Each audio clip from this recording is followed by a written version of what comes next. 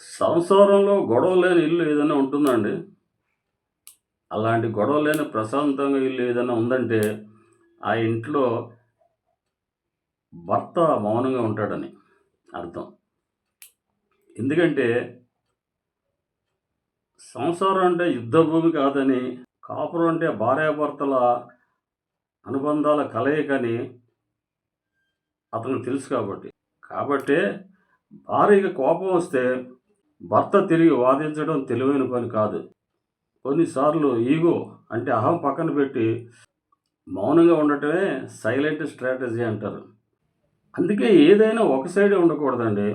అందువల్ల భర్తకి కోపం వస్తే భార్య తగ్గటం మంచిది. ఏవండీ!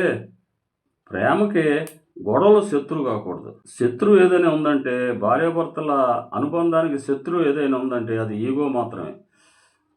అహంభావం. ఆ అహంభావం తగ్గించుకుంటే ఏ సంసారమైనా సవ్యంగా సాగుతుంది. అవునా కాదా? మీరు ఆలోచించాలి.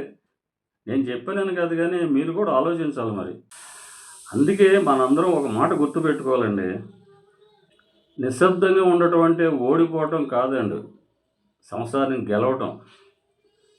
అవునా కాదా?